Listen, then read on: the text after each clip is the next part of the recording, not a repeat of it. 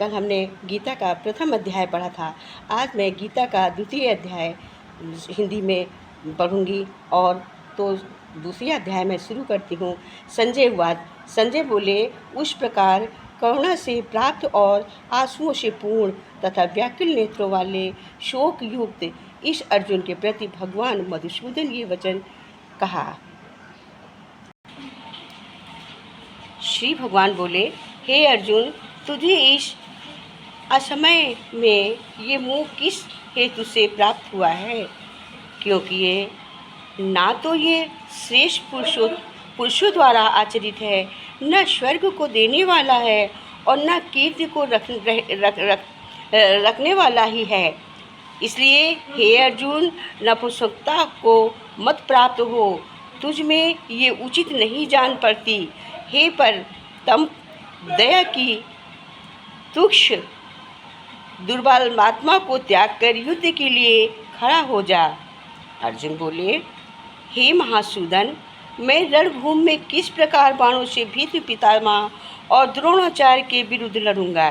क्योंकि हे अरिसूदन, वे दोनों ही पूजनीय हैं।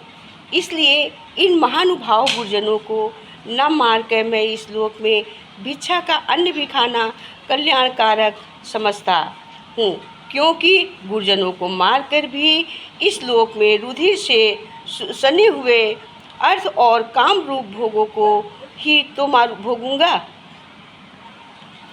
अर्जुन बोले, हम ये भी नहीं जानते कि हमारे लिए युद्ध करना और ना करना इन दोनों में से कौन सा श्रेष्ठ है, अथवा ये भी नहीं जानते कि उन्हें हम जीतेंगे या वो हमको जीतेंगे। और जिसको मारकर हम जीना भी नहीं चाहते हैं, वे ही हमारे आत्मीय धृतराष्ट्र के पुत्र हमारे मुकाबले में खड़े हैं। इसलिए कायरतापूर्वक दोष से उपरत हुए स्वभाव वाला तथा धर्म के विषय में मोहित चित्त हुआ है। मैं आपसे पूछता हूँ कि जो साधन निश्चित कल्याणकारक हो वो मेरे लिए कहिए, क्योंकि मैं आपका शिष्य हूँ। इसलिए आपकी शरण में शिक्षा लेने आया हूँ। आप मुझे शिक्षा प्रदान कीजिए, आप मुझे शिक्षा दीजिए, क्योंकि भूमि में निष्कारक धन संपन्न राज्य को और देवताओं के स्वामित्व को प्राप्त होकर भी मैं इस उपाय को नहीं देखता हूँ जो मेरी इंद्रियों के सुखाने वाले शोक को दूर कर सके। तभी संजय बोले, हे राजन, निद्रा को जीतने वाले अर्जुन अंतर्यामी श्री कृष्ण महाराजा के प्रति इस प्रकार कहकर कि श्री गोविंद भगवत वासे युद्ध नहीं करूँगा, ये स्पष्ट कर चुप हो गए। हे भारतवंशी धृतराष्ट्र, अंतर्यामी श्री कृष्ण महाराज दोनों सेनाओं के बीच में शोक करते हुए उस अर्जुन को हंसते हुए से एक वचन से बोले। श्री भगवान बोले, हे अर्जुन, बोले, हे अर्जुन, तू ना शोक करने योग्य है, मनुष्य के लिए शोक करता है और पंडितों से वचनों को कहता है, परंतु जिसके प्राण चले गए हैं उसके लिए और जिनके प्राण नहीं गए हैं उनके लिए पंडित जन शोक नहीं करते हैं। ना तो ऐसा ही है कि मैं किसी काल में नहीं था, ना तू ही था, अथवा ये राजभोग नहीं थे, और ना ऐसा ही है कि इससे आगे हम सब नहीं होंगे। कहते ना, पहले ऐसा नहीं है कि ना थे, ना होंगे, ना है, ऐसा भी तो नहीं है। जैसे जीवात्मा की इस देह से बालकपन, जवानी और वृद्धावस्था होती है, वैसे ही अन्य शरीर की प्राप्ति होती है। उस विषय में धीर पुरुष मोहित नहीं होता है। हे कुंती नंदन, सर्दी गर्मी और सुख दुख को देने वाले इंद्रिय और विषयों के संयोग तो उत्पत्ति विनयशील और नित्य हैं। इसलिए हे भारत, उनको तो सहन कर क्योंकि ये पुरुष श्रेष्ठ दुख सुख को समान समझने वाले हैं। जिस धीर पुरुषों के ये इंद्रिय और विषयों के संयोग व्याकुल नहीं करते, वो मोक्ष के योग्य नहीं होते हैं। इसलिए अर्जुन, ऐसा मत कर। असत वस्तु की तो सत्ता नहीं है और सत्य का अभाव नहीं है। इस प्रकार इन दोनों ही तत्व ज्ञानी पुरुषों द्वारा देखा नहीं गया है। नाश ही तू उसको ज्ञान जिससे ये संपूर्ण जगत दृश्य वर्ग प्राप्त है। इस अनिवासी का विनाश करने में कोई समर्थ नहीं है। इस नाश रहित अप्रिय नित्य स्वरूप जीवात्मा के सब शरीर नाशवान कहे गए हैं। इसलिए हे भरतवंशी अर्जुन, तू युद्ध कर। जो इस आत्मा को मारने वाला समझता है तथा जो इसको मानता है, वे दोनों ही नहीं जानते, क्योंकि ये आत्मा वास्तव में ना तो किसी को मारता है और न किसी के द्वारा मारा जाता है। ना आत्मा किसी को मारता है और न किसी के द्वारा ये मारा जाता है। ये आत्मा किसी के काल में भी ना तो जन्मता है और न मरता ही है, तथा ना ये उत्पन्न होकर फिर होने वाला है ही है, क्योंकि ये अजन्मा है, नित्य सनातन और पुरातन है। शरीर के मारे जाने पर भी ये नहीं मारा जाता है। हे पुरुषार्थ अर्जुन, जो पुरुष इस आत्मा को नाश रहित नित्य अजन्मा और अव्यय जानता है, वो पुरुष कैसे किसको मरवाता है और कैसे किसको मारता है। जैसे मनुष्य पुराने वस्त्रों को त्याग कर दूसरे नए कपड़ों को धारण कर लेता है, दूसरे वस्त्रों को पहन लेता है, वैसे ही जीवात्मा पुराने शरीर को त्याग कर दूसरे नए शरीर को प्राप्त कर लेता है। जैसे मनुष्य पुराने वस्त्रों को त्याग कर पुराने वस्त्रों को ग्रहण करता है, वैसे ही जीवात्मा पुराने शरीर को त्याग कर नया शरीर धारण कर लेती है। इस आत्मा को शस्त्र नहीं काट सकते हैं, इसको आग नहीं जला सकती है, इसको जल नहीं गला सकता है और वायु नहीं सुखा सकती है, क्योंकि ये आत्मा अछेद है, ये आत्मा अदाह है, अक्लेश है और निसंदेह है, आशय है, तथा ये आत्मा नित्य सर्वव्यापी है, अचल है, स्थिर रहने वाला है, सनातन है। ये आत्मा अव्यक्त है, ये आत्मा अचित्य है और ये आत्मा विकार रहित कहा जाता है। इससे हे अर्जुन, इस आत्मा को उपर्युक्त प्रकार से जैसे ऊपर बताया गया है उसी तरह से जानकर तू शोक करने का योग्य नहीं है, अर्थात तुझे शोक करना उचित नहीं है। किंतु यदि तू इस आत्मा को सदा जानने वाला तथा सदा मानने वाला है तो ये महाबाहो है। तू इस प्रकार शोक करने के योग्य नहीं है, क्योंकि इस मान्यता के अनुसार जन्मे हुई की मृत्यु निश्चित है और मरे हुए का जन्म निश्चित है। इससे भी इस बिना उपाय वाले विषय में तू शोक करने को योग्य नहीं है। हे अर्जुन, संपूर्ण प्राणी जन्म से पहले अप्रकट थे और मरने के बाद भी अप्रकट हो जाने वाले हैं, केवल बीच में ही प्रकट हैं। फिर ऐसी स्थिति में क्या शोक करते हो? कोई एक महापुरुष ही इस आत्मा को आश्चर्य की भांति देखता है और जैसे ही दूसरा कोई महापुरुष ही इसके तत्व आश्चर्य की भांति वर्णन करता है तथा दूसरा कोई अधिकारी पुरुष ही इसे आश्चर्य की भांति सुनाता है और कोई तो सुनकर भी इसको नहीं जानता है। हे अर्जुन, ये आत्मा सबके शरीर को सदा ही अव्यय है, इस कारण संपूर्ण प्राणियों के लिए तू शोक करने योग्य नहीं है तथा अपने धर्म को देखकर भी तू भय करने योग्य नहीं है, अर्थात तुझे ये नहीं करना चाहिए, क्योंकि क्षत्रिय के लिए धर्मयुक्त युद्ध से बढ़कर दूसरा कोई कल्याणकारी कर्तव्य नहीं है। हे पार्थ, आप प्राप्त हुए और खुले हुए स्वर्ग के स्वरूप द्वारा प्रकार के युद्ध को भगवान क्षत्रिय लोग ही पाते हैं, किंतु यदि तू इस धर्मयुक्त को नहीं करेगा तो स्वर्ग और कीर्ति को खोकर पाप को प्राप्त होगा तथा सब लोग तेरी अंत काल तक रहने वाली अपार कीर्तिका में भी कथन करेंगे और मानवीय पुरुष के लिए आप कीर्ति मरण से भी बढ़कर है। कहते दूर दूर जब तक तुम्हारी ये क्रांति होगी कि इसने युद्ध नहीं किया था, कायर था, तो दूर दूर तक तुम्हारी ये कीर्ति फैले कि ये योग क्षेत्र लड़ने के योग्य नहीं था और जिसकी दृष्टि तू पहले बहुत सम्मानित होकर अब लघुता को प्राप्त होगा, वे महारथी लोग तुझे भय के कारण युद्ध से हटा हुआ मानेंगे।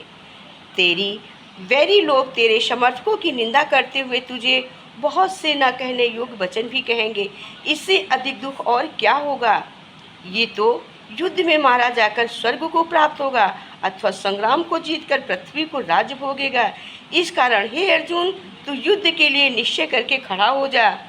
जय पराजय, लाभ हानि, सुख दुख सम्मान समझकर उसके बाद युद्ध के लिए तैयार हो जा।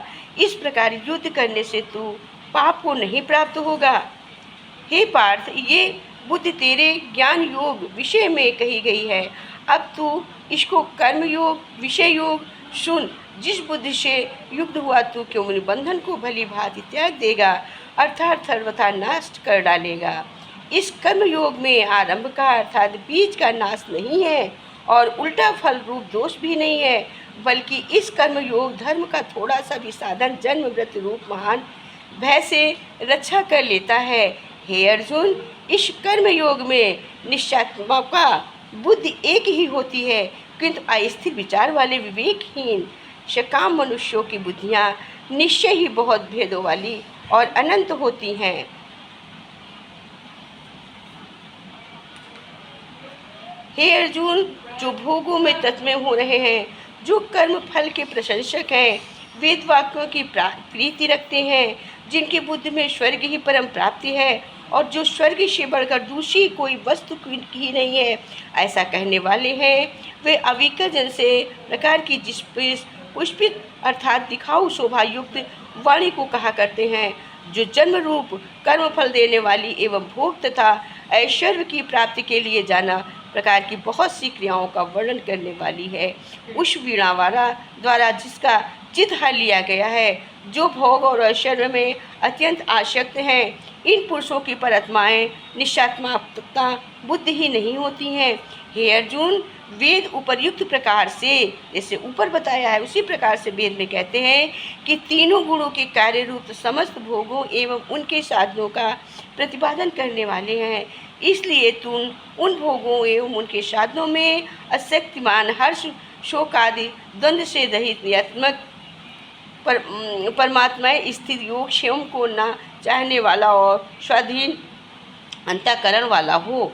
सब ओर से परिपूर्ण जलाशय के प्राप्त हो जाने पर छोटे जलाशय में मनुष्य का जितना प्रयोजन रहता है, ब्रह्मा को तुमसे जानने वाला ब्रह्मा का समस्त वेदों में उतना ही प्रयोजन रह जाता है। तेरा कर्म करने से अधिकार है, क्योंकि फलों में कभी नहीं, इसलिए तू क्योंकि फल का हेतु मत हो तथा तेरी कर्म न करने में भी आसक्ति न हो। हे धनंजय, तू अशक्ति को त्याग कर तथा सिद्ध और अशक्ति में बुद्धिमान होकर योग में स्थिर हुआ करते हुआ कामों में कर, सत्य ही तेरा ही योग कहलाता है। इसीलिए गीता में कहा है कि अप्राप्ति की प्राप्तिका का नाम योग है। जो हमें नहीं प्राप्त अप्राप्तिका है और उसको प्राप्त कर लेते हैं उसको हम योग कहते हैं। प्राप्त वस्तु की रक्षा का नाम क्षेम है। जो कुछ कर्म नहीं किया जाए उसके पूर्ण होने और न होने से तथा उसके फल से स्वभाव रहने का नाम समत्व है। जब हम कोई कार्य करते हैं, होता भी पूरा नहीं भी होता है, पर उसके ऐसा स्वभाव है, उसके स्वभाव के कारण जब रहने वाला उसका नाम रह जाता है। केवल स्वभाव से उसके करने से कार्य पूरा हो या न रहने हो, लेकिन फल उसके स्वभाव से प्राप्त होता है, उसको हम समत्व कहते हैं। अप्राप्ति की प्राप्ति का नाम योग है। प्राप्ति की रक्षा का नाम क्षेम है। जो कर्म किया जाए उसके पूर्ण होने पर न होने से तथा उसके फल में स्वभाव रहने का के गुण को के नाम को हम समत्व कहते हैं। अब हमने दूसरे अध्याय का 48 दोहों का हमने हिंदी में टीकाकरण किया है, मैंने सुनाया है। अब इसकी थोड़ी सी यहीं पे हम रोक देते हैं। 49 से अब कल पढ़ेंगे। यहाँ पर हम इसकी थोड़ी सी व्याख्या कर देते हैं जो अच्छी तरह से और समझ में आ जाए। इसमें भगवान कहते हैं कि अगर कोई आपका अपना है या कोई आपसे बड़ा है तो उसका अपने प्रति गलत व्यवहार कभी भी सहन नहीं करना चाहिए। ये गीता का उपदेश है, हमारी ज़िंदगी से भी जुड़ा है। हम भी अपने मन की अधिकतर तकलीफ़ को किसी से कह नहीं पाते, सोचकर ज़िंदगी भर सहते रहते हैं। ये तो मेरा अपना है, वो तो मेरे से बड़ा है, इसको हम कैसे कुछ कह सकते हैं। ये अगर हम यही सोचते रहेंगे तो हम आगे कुछ नहीं कर सकते हैं। हमारे रिश्ते भी खराब हो जाएंगे। हमारे रिश्ते खराब हो जाते हैं, यहाँ तक कि समाप्त हो जाते हैं। सोचने की बात यह है कि विश्व व्यक्ति को आप अपना कैसे मान सकते हैं जो आपकी तकलीफ़ों की वजह से आपको अपना नहीं बनाना चाहता है या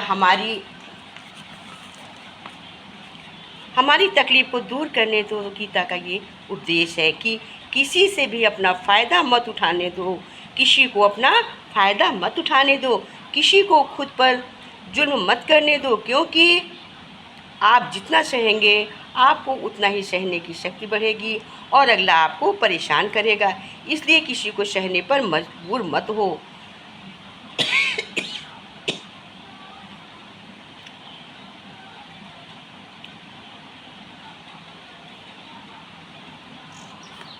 इसी से प्रभु ने कहा है कि जब तुम भीष्म पितामह को अब सबको अपना रिश्तेदार समझते रहोगे तो कब तुम युद्ध करोगे। तुम युद्ध के लिए तैयार हो जाओ, वरना तुम कायर बोले जाओगे। तभी ये उपदेश कृष्ण ने अर्जुन को दिया कि अपनों से के जुल्म मत सहो। हम सब युग युग से प्रेम प्रभु के गाते रहे हैं, गाते रहेंगे। हम सब युग युग से प्रेम प्रभु के गाते रहे हैं, गाते रहेंगे। हम सब मिलकर आते रहे हैं, आते रहेंगे। हम सब प्रेम से मिलकर सत्संग में जाते रहे हैं, जाते रहेंगे। जब जब इस मन में उलझाया है, जब जब इस मन ने उलझाया है, तब गुरु ने हमको आके संभाला है। जब जब इस मन ने हमको उलझाया है, तब तब गुरु ने आकर हमको संभाला है। माया की दल बल से हमको, माया की दल बल से हमको प्रेम से आके निकाला है। माया की दल बल से हमको प्यार से आके निकाला है। हम सब युग युग से गुरु प्रेम की महिमा गाते रहे हैं, गाते रहेंगे। हम सब युग युग से गुरु प्रेम की महिमा गाते रहे हैं, गाते रहेंगे। हम भूल गए स्वरूप ही अपना, भूल गए स्वरूप ही अपना, सतगुरु ने याद कराया। हम भूल गए स्वरूप ही अपना, सतगुरु ने याद कराया।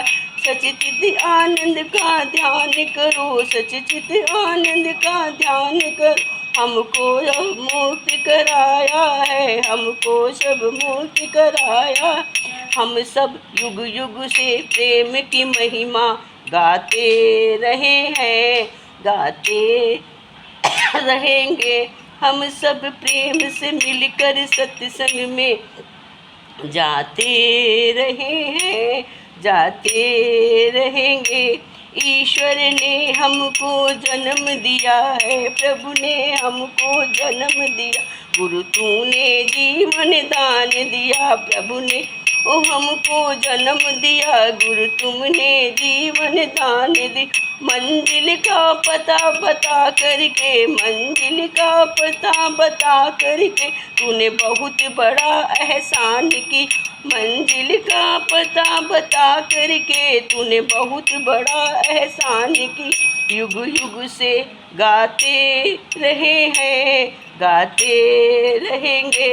हम सब युग युग से प्रेम की महिमा गाते रहे हैं, गाते रहेंगे। हम सब प्रेम से मिलकर सत्संग में जाते रहे हैं, जाते रहेंगे। भगवान ने पूछा भक्तों से, भगवान ने पूछा भक्तों से, तुमको सारा संसार मिले। भगवान ने पूछा भक्तों से, तुमको सारा संसार मिले। पर हमने कहा संसार नहीं, पर हमने संसार नहीं, बस हमको गुरु का प्यार मिले। पर हमने कहा संसार नहीं, बस हमको गुरु का प्यार मिले। हम सब गुरु महिमा गाते रहे हैं, गाते रहेंगे। हम सब मिलकर सत्संग में आते रहे हैं, आते रहेंगे।